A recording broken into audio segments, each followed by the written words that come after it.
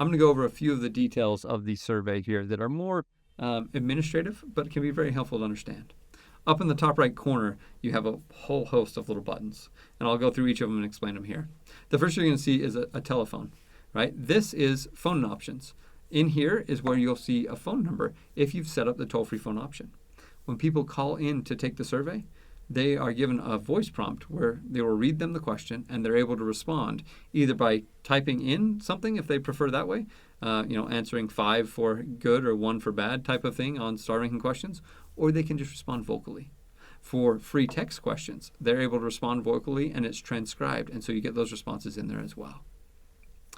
The numbers aren't automatically set up when we create a survey, and so if you need to set up a new survey number or you have questions, reach out to support and we'll set you up a phone number for it.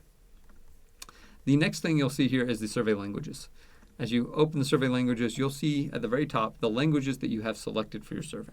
You also see all the rest of the languages. If you want to be able to turn them on or off, you just use these toggles here. I can say, hey, I really don't want to see French anymore on there, but you know what I'd love to see? I think I'd love to see Armenian. Perhaps I'm having an influx of refugees from a certain place, and I want to be able to have it be maybe from the Philippines, and I turn on Filipino. In doing so, as soon as I toggle that, it automatically turns that language on in your survey. And so, as I close this, I'll be able to show you as we look at this next modal here. I'll explain more of it, but I just want to show the actual survey here. As we look at the survey that you've seen before, you'll now notice that we have Arabic and Filipino. I think it was Arabic we picked, but Filipino here that are now able for people to take the survey in. And if I want to turn them off, I just follow that exact same pattern. I go back into this little globe icon, and I say, actually, I don't want Armenian or Filipino right now, and I turn them off. Now, I gave you a little spoiler as I showed you the survey links, but this little icon here is where you get the links for the surveys. Inside of it, there's going to be a few different ones. There's going to be the actual survey link. You can send this out to anybody you'd like to be able to take the survey. A test survey link. This is the link where the responses aren't going to be saved. A great way to be able to send it out amongst your team so they can see what questions are being asked.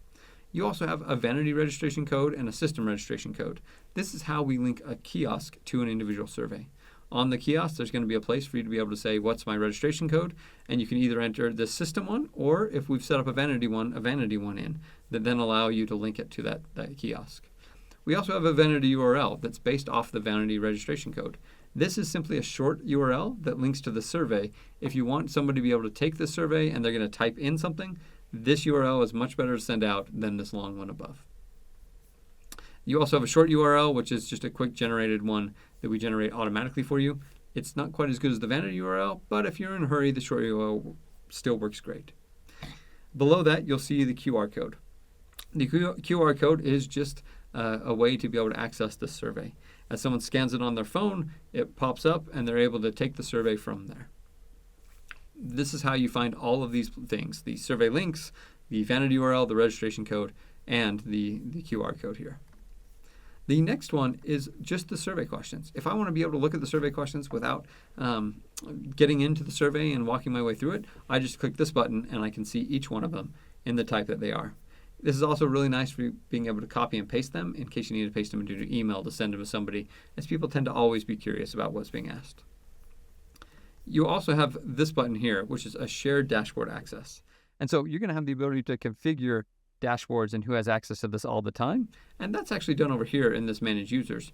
This Share Dashboard Access button gives you the opportunity to invite someone to view temporary access to this dashboard without having to set up an account. It's a great thing to be able to send out to, for instance, like city councilmen if they want to be able to look at it, or maybe stakeholders or board members that want to just have a glimpse, but you don't necessarily want to give them access to all of your data all the time. The shared access only lasts for 60 days. And so they're able to access it via this link, but as soon as that expires, they're no longer able to access it. The next thing here we have is the ability to print a report, which will just create a printed version of this dashboard for you to be able to print off. Then we have this button, which is downloading the raw data.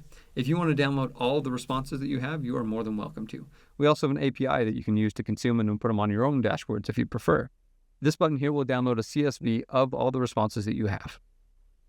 Then we get to Manage Users. As you come into Manage Users, this is how you add and remove people inside of your organization. Say I want to be able to add a new person. I come in. I'm just going to type my own email in here. and I give them a response, or excuse me, a role that's in here, whether that's owner, admin, support, or viewer. Lastly, on this dashboard, you have the ability to edit your survey. Now, we're a little unique. We love for you to edit your survey if you'd like to. However, we know sometimes surveys and editing and maintaining data integrity and that type of stuff can be uncomfortable. If you have any questions or you'd just like us to do the work for you, please reach out to one of our support people and they're happy to put together your surveys for you. That said, if you want to edit them, you are more than welcome to.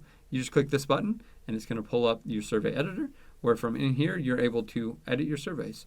Change the question type, the labels. You can make conditions. So for instance, if somebody answers low on this question, I may give them different questions than if I had them answer high.